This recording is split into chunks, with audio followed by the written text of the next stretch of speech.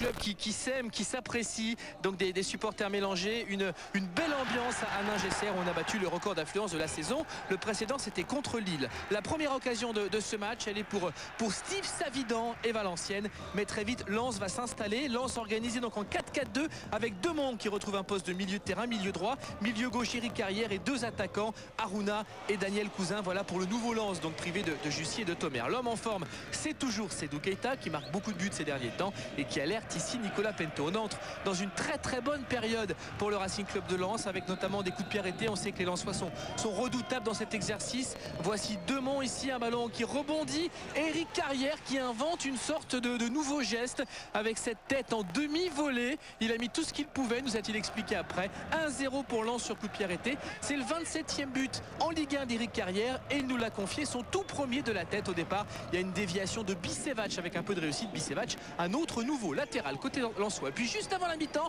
encore un coup de billard et encore Sédou Keita qui a marqué 2 buts contre Saint-Etienne dimanche, qui a marqué en Coupe de France cette semaine contre Clermont et qui marque ici son 4e but en 6 jours. Sédou Keita, le capitaine. Ça fait 2-0 pour Lens. À cet instant de la saison, Lens a marqué 34 buts en Ligue 1, dont 17 sur coup de pied arrêté à cet instant du match, avec un peuple valenciennois et lensois intergénérationnel. Eh bien Lens mène 2-0, c'est le score à la pause. Comboiré réagit, il fait entrer Eric Asli.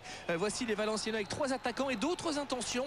Là, Savidan ne peut reprendre ce ballon de volée et pour cause, on va le voir sur le ralenti, Marco Ramos a, semble-t-il, volontairement dévié ce ballon de la main et le mettant donc hors de portée du pied droit de Steve Savidan. C'est un pénalty, un carton jaune, un pénalty évidemment logique, tenté par ce même Savidan. Il tangé sur le coup, mais Savidan marque.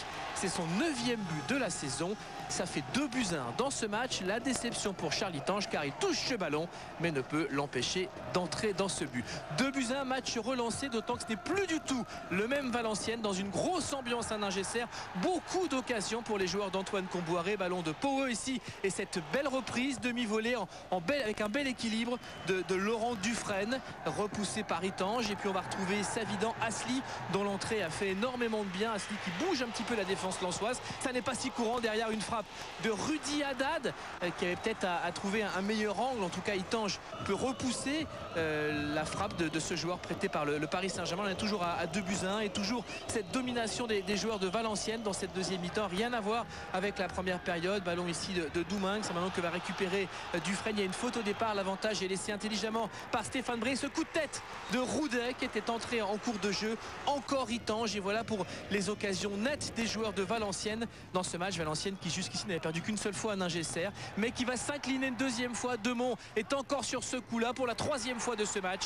Et le but est inscrit par Issam Gema, le Tunisien entré en fin de rencontre, qui a l'habitude de marquer ou de faire des passes décisives dans les fins de rencontre. On est dans le temps additionnel, ça fait 3-1 et c'est le score final de ce match. Victoire donc des Lensois ici à Ningesser. Première victoire pour Olivier Monterrubio, entrée en cours de jeu, et première victoire pour Lens en 2007. On écoute Eric Carrière au micro de Philippe Lefebvre. On savait que Lille avait fait le nul face à Nantes, donc on avait envie de récupérer cette 2e place. Mais au-delà de la 2e place, ce qu'on voulait, c'était repartir sur une série positive. Après notre défaite 3-0 à la mi-temps contre Saint-Etienne et notre victoire 3-0 en 2e période, on s'était dit que pour bonifier ce point-là, il fallait gagner ici. Et puis maintenant, on va bien se reposer pour enchaîner contre Sochaux.